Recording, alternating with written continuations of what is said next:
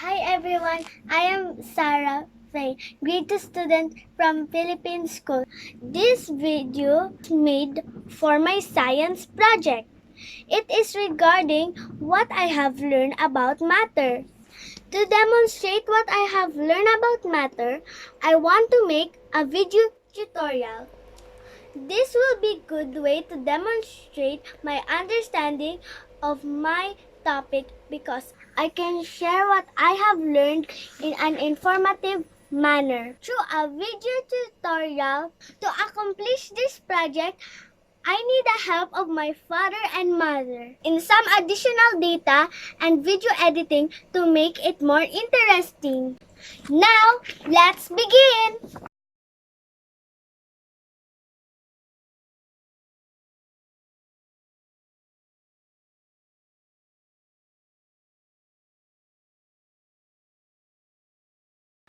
What is matter? Matter is anything that occupies space and has mass. Mass. What do you mean by mass? Mass is the amount of an material of an object has. Yes, everything around us is matter. Rocks, the toys that we play, the food that we eat, the water that we drink, and the air that we breathe, even people. You and I are matter.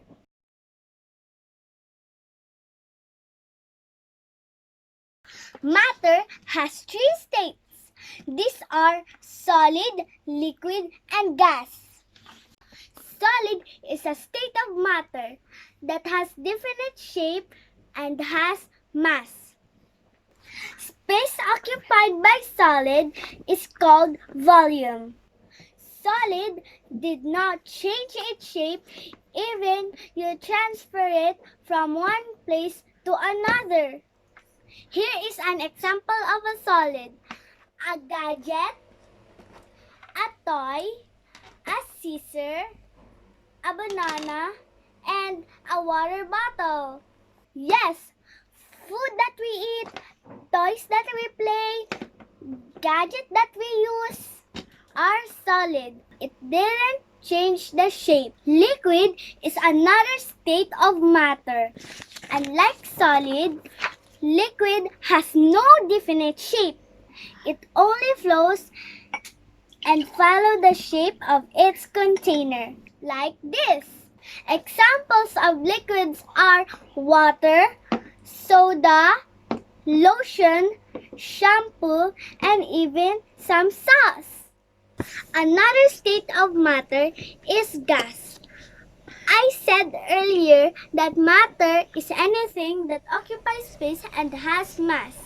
But does gas has a mass and it occupies space?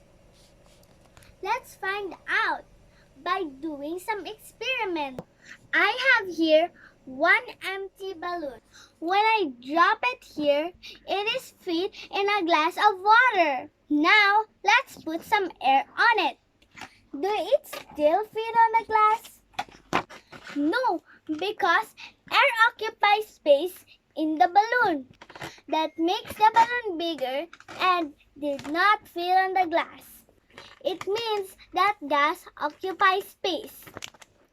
How about mass? How do we know that gas has a mass? We didn't even see it. Again, let's perform some experiment. Look, I have here two empty balloons and I put it on the both sides of the stick.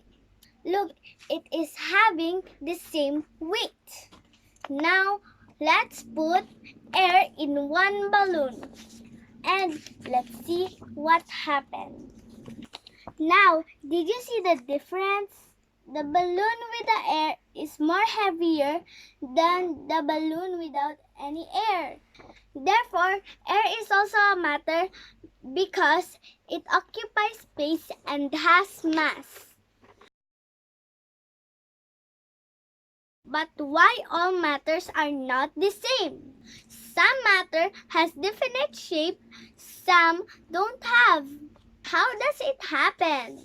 As I said earlier, matter is anything that occupies space and has mass. What is matter made of? Matter is made of tiny particles called molecules. Said before that solid has definite shape, occupies space, has mass. Do you know why? In solid phase, the molecules are tightly packed together.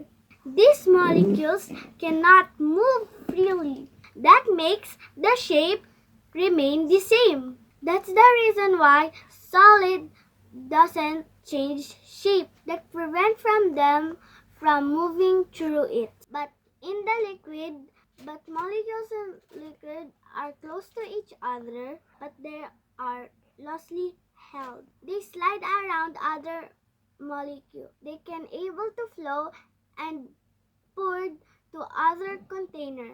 And there's so much space in the molecules of gas. They are very far from each other. They move quickly to other direction. The force of attraction is very weak to hold them close. Now let's talk about the solid can change to liquid. This liquid can change to solid, or gas can be turned to liquid. To find out if matter can change its state, let's take an example. Let's have an example of an object that can change its state. And let's check what happened to its particle. For example, we have an ice cube here. The ice cube is solid. And let's put it under the sun. When you put the ice under the sun, the packed particle will loosen up. That's why it melted and it becomes liquid. So a solid can become a liquid. Let's take another example. Let's heat the water on the stove. What do you think will happen to the water? When you heat the water, the molecules of water will move so fast and they can't hold to each other. When that happens, all the molecules will fly around and that will become a gas, like the steam you see when you boil water. So liquid can become a gas. When solid become liquid, that's called melting. When liquid become gas, that is called evaporation. Does the gas turn to liquid? Yes. This will happen when the air cooled into dew point and the water vapor will start to condense, and that's formed into raindrop. That means that gas can turn into liquid, and that is called condensation. In short, matter can change its properties as it changes its state. Matter is everywhere. Matter is anything that we use in our daily lives. But did we recognize what are the useful and the harmful matter around us? Matter can be useful, also being harmful. It depends on how we use it. I have here some example of useful matter that can be found in our house. Let's start with the solid. This is the scissor. This is scissor. Scissor is a solid. Scissor is useful especially when you're cutting, but it is harmful when you're not using it properly. You may cut your hands by accident. Another example is knife. Knife is useful especially when you're cooking. Knife is also for cutting, but knife is harmful. You may get cut if you're not using it properly. Another example is gadget. We use this gadget for some searching and for entertainment. But too much use of gadget is harmful, especially to our eyes. It can damage our eyes. And the next is pencil. Pencil is very important, especially for me. I use this pencil for writing. I use this for the school and for home. But this is also harmful because you might poke yourself or your classmate. Next, the harmful and useful liquid that found in our house. First, we have this medicine. This medicine is used when we're sick, but it is harmful when you take it without following the prescription. Next, we have here bleach and toilet cleaner. These two are very useful, especially when cleaning. It can remove dirt, mold, and bacteria. But this bleach is harmful when you inhale it. And when you take it accidentally, it is toxic to our body. Same as this shampoo, it is harmful to our body when taken. And also, it is harmful to our eyes. But it is useful because we can use it to clean our hair. And another useful and harmful matter that found in our house is the gas. We use gas for cooking our food, but it is harmful when you store it in not a proper place.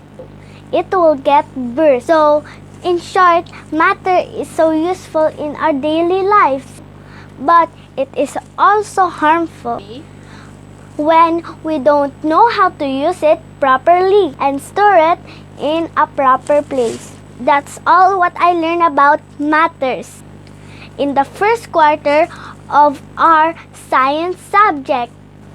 To summarize what I have learned about matter, number 1, I learned that matter is anything that occupies space and has mass. Matter is everywhere. Anything that we can see around us is matter. Even me, I'm also matter. I am made up of tiny particles called molecules. Solid molecules are tightly packed together so they cannot move. That makes the solids to have definite shape. The liquid molecules are loosely held so they can slide from each other. That make them flow when you transfer it from one container to another, like this. While the gas molecules are far from each other, so they can move quickly in all directions. I learned also that matter can change its state. From solid to liquid is called melting. Liquid to gas is called evaporating. Gas to liquid is called condensation. And liquid to solid is called freezing. I learned also that matter we see everywhere and even in our house can be useful and harmful. It is important to group or keep the materials according to their uses for safety of user. Because some of the household products with hazardous chemical can cause harm, even death through ingestion, inhalation, or absorption. So we have to follow the rules of the safety use of household chemicals for your safety at home and in school. That's it for today. Hope you like my video tutorial. Once again, I am Sarah Faye, grade 2 student from Philippine School. And this is my project for science.